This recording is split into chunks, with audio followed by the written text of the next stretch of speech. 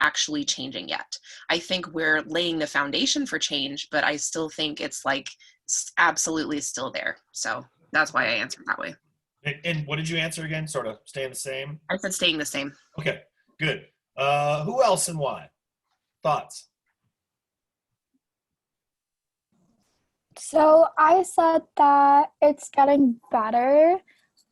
And I know that like it's not good. Like I definitely know it's not good, but I feel like there's definitely been growth. Like we're not where we should be for sure. But I feel like because there's conversations and because people are like marching and like trying to like show that they care and they want change and they're asking to defund the police. Like I feel like just in the last couple months there's been a lot of just action going on, and I feel like that kind of makes me feel like we're at least improving in the right direction. Like we're better than we were a year ago, and I feel like we're also paying more attention to when stuff that is racially like bad does happen, like racial discrimination and stuff, more than before because of the circumstances now. Good. Yeah, I mean, as far as participation goes, we are seeing lots of action. And I've got to tell you, it's been years since the Occupy Wall Street movement. I mean, honestly, this particular movement over the last few months and combination of movements or just people exercising democracy, yeah, we're in an action period, and we are not always in an action period. So from that perspective, I can see how, yeah, that's important, because the other thing I think you mentioned is that we're more noticing what's going on in relationship to that, and it's scary and sad and all sorts of things. Just how often something like somebody getting a person of color getting killed by the police happens. I think it happened so frequently before, it just wasn't on people's radar at all. And now you're starting to hear about incident after incident after incident. And when you actually hear about those and they are so close together, I mean, it does, epidemic, or at least something that we weren't looking at before. So good, I can see that from those perspectives. Who else? Getting better, staying the same, getting worse? Yeah, what do you think? In my opinion, I do not think it's getting better. It's not getting worse either. I think it's probably staying the same. I think the difference is the fact that you don't see the blatant racism anymore, right? Like people obviously aren't walking around in like KKK all white, like you can't tell who's a KKK member or whatever. But it's still the same in the sense that people are just not showing it so blatantly, right? I think I if you could go back in time, I don't think you can necessarily see the difference between what happened in the 60s versus what's happening like currently right now, at least as it pertains to police brutality, right? Or injustices in the medical field, whatever you want to call it, and stuff like that. So basically staying the same. Yeah, and you brought up a good point about that piece in the civil rights movement, and of course we're still in the civil rights movement, but during the civil rights movement during the 60s, one of those things was, for a long time, it was really in the faces of every single person sitting down to dinner every night. And that was actually a problem for racist police organizations. And I remember, studying this, and it was, I think, when they got down to Montgomery, I'm not sure, I think it was that, but there's a famous police officer, Bull Connor, and very steeped in racism. And he's like, we got to stop showing this. Basically, you're showing people having dogs sicked on them, having fire hoses sicked on, being beaten by police. And he was like, people are seeing that, and that is going to make them sort of gravitate towards this movement. And so they tried to shut down the media when they eventually came to his city and not show it. So I think a couple things there. One, it's like during Vietnam, the same thing was true with bodies. You saw battle footage. You saw people on like in battle in the jungle, getting carted away, bleeding and dying on a stretcher. They stopped showing that. And even in the early 1990s, early 2000s, they passed a law so that you cannot see the caskets even return.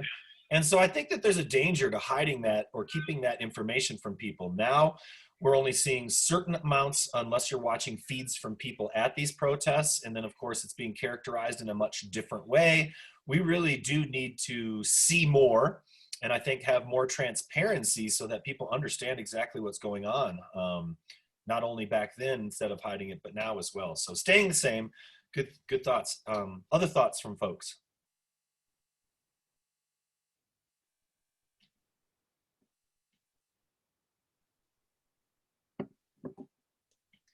Another thought to share. So, I think there's a lot that's getting better. People are becoming more aware and taking action that maybe previously have never taken action before. But then there's also that sector of people who are like devout white supremacists who are being emboldened by the current administration. And I think in those pockets of society, it's actually getting worse because these people are feeling validated by the messaging that's coming out of the White House particularly.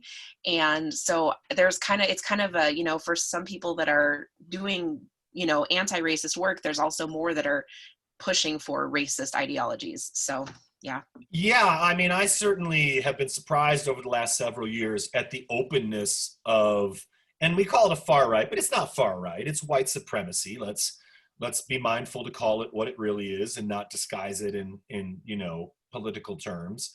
But yeah, I didn't think I'd have to live through a time when I was exposed to so much of it. And in a way, as a person who works to dismantle racism and prejudice, I'm happy because now I can see it. And now I knew who it is. On the other hand, wow, like that definitely is countercultural. It goes against values and beliefs and progress that people have made for decades and decades and decades. So yeah, I would say that we got more institutionalized and covert in the 80s and 90s and maybe early 2000s. And then in the last, 12 years or so, we certainly know one thing from Obama getting elected, and that is that instantly when people were saying we're post-racial, we're in a post-racial society, racism is no longer a problem. That's obviously was never the case. Just the reaction to his presidency with so very little, if any, scandal and really just going about the business of doing it as straightforward as you can. And there are ways that I was disappointed, but I just mean from legal perspectives, that was really challenging for folks. And of course, he's a person who's multiracial, really. And we come to see him as Black, and that's how I identifies, but he has a background that is very, very down the middle. So hard for this country to deal with, I think, and has gotten more overt in ways for sure. Yeah. Any questions? Any other thoughts about race relations right now? I'm not going to read the list because it's really intense. You already know, sort of how it feels, and certainly reflects time of change. But like I said before, this is not necessarily unique, as we are always in, a cultural state of change, and particularly with things that we haven't reconciled yet legally and fought to make actual systemic institutional changes to, which is the part where we still need to do, right? What do we do about this violence? What do we do about police brutality? What do we do about non-access? What do we do about a lack of wealth or an education gap or major gaps that happen sociologically in healthcare with people of color? So all things that we'll talk about and that are important, but certainly, race relations has a long way to go. We always say that though, right? We frequently say that. It's interesting. I just saw something the other day and it was like, we really do great at remembering the Civil War deaths and 9/11 deaths and things like that. But once we talk about slavery itself, it's like, don't want to talk about that. Can we move on? And I think that, yeah, we've also got to have that historical perspective so that we can figure out where we are right now with that. So that A, we don't think it's unique. B, we understand the challenges that we face right now. Yeah, good. All right. So anything else? Any other thoughts on this? We'll have plenty of time to talk about this semester. What's this kind? I think it's getting better. Still a long way to go. Look at the changes from the 80s to 90s, moving at a small pace. It's hard to see. There's definitely been growth, but don't you think people not blatantly showing racism is growth in itself? Anyway, okay, good. All right. Any other questions? Trying to get my screen to not be so dark. There we go. Put my hand up so it lightens it up for a second.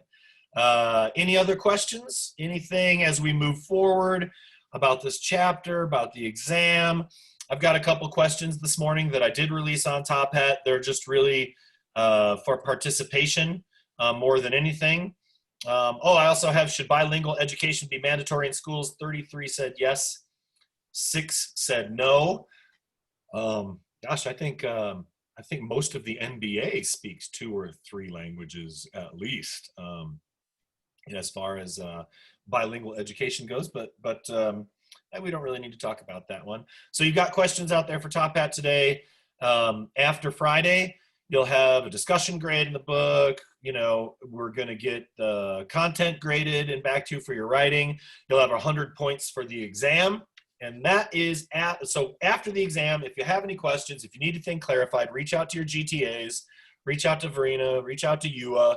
If you have any questions, you can reach out to me about specific questions. But I think Ewa was the one that made this test. We all looked it over and had a hand in it, but she can answer questions directly to you. Sorry, I'm trying to get more light in there. If I open it up from this side, I'm like,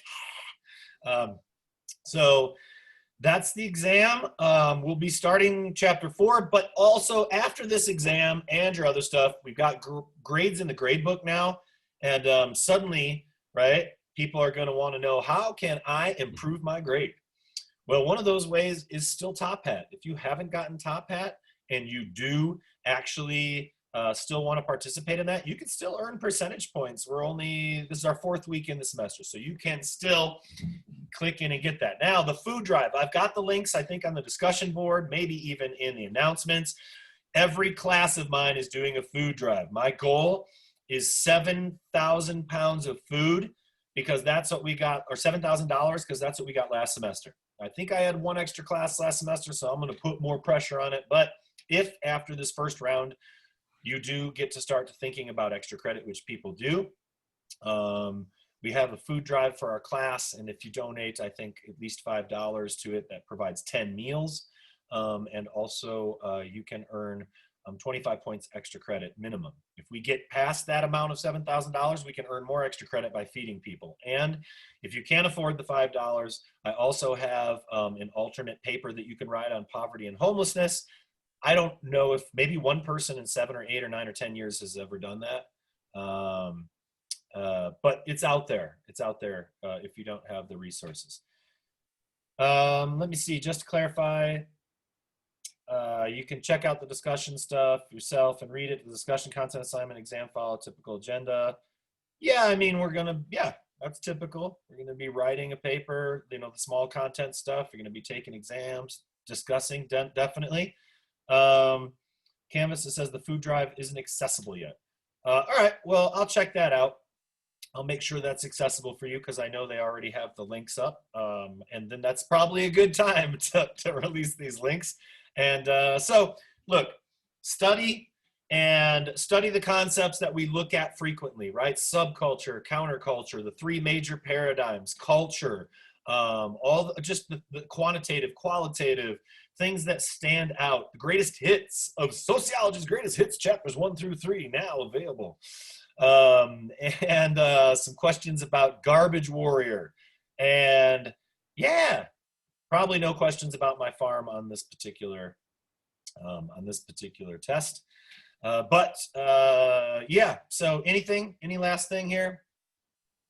I can said the food drive, yep. So I'll make the food drive accessible, and we'll be able to start doing that. Any last what questions? is Garbage Warrior? I'm sorry, chicken people. Okay. Sorry. Okay, no, early. you're good. You're good. I just freaked out 46 people. Yeah, Sorry, I was like, is anyone else gonna ask what that is, or does everyone else know what it is? Right. Well, that's some interesting sociology too, to see just how generational it is to ask questions or not. Like, honestly, I think the last few years, people are just like, okay, well, I better go check out Garbage Warrior. If you got something in your head that's like, just ask. My kid is into horror movies, my 12-year-old Zion with the dreads. Anything Jason Voorhees, anything Michael Myers. And this morning I saw a dog toy, a plush dog toy in the shape of Jason Voorhees, like with a little mask, and he's got a little knife. I know that sounds weird, but I just saw it this morning. Target marketing. Gonna buy that. All right. So yeah, nope, that's chicken people. There'll be some questions about chicken people. But Oak, was I talking the other day about El Jefe? Did I mention El Jefe, my rooster? So I mentioned El Jefe, and it dawned on me I haven't seen him for a while. And I asked Julie, and she's like, I haven't seen him for like a month.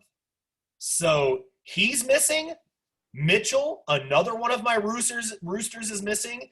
And Lizzo, we saved one chicken out of all the chickens that we slaughtered that, like, you know, you feed and then they get big fast. And then you, like, you know, then we have the broilers. We gave her a pardon because she was the smallest one at the time, and she's gone. So actually mentioning that the other day made me realize that we're getting punked slowly over here by some foxes and some coyotes. And so, you know, we're doing some things around the farm to change that. But El Jefe's gone after 4 years. I love you, El Jefe. Anyway, everybody, it's hard to do a chicken count when you got like 120 chickens. You're just like, you know what? All of a sudden, I haven't seen that chicken for a month. So anyway, rip El Jefe. All right, peace, everybody. I recorded, I think, you know, 3/4 of this morning so that people could get some extra info. The exam opens tomorrow morning at 8 a.m. It is open for a little over 24 hours. It has a password. I put that in announcements. Be good people and do good things. Cha, cha, cha. Take care, everybody.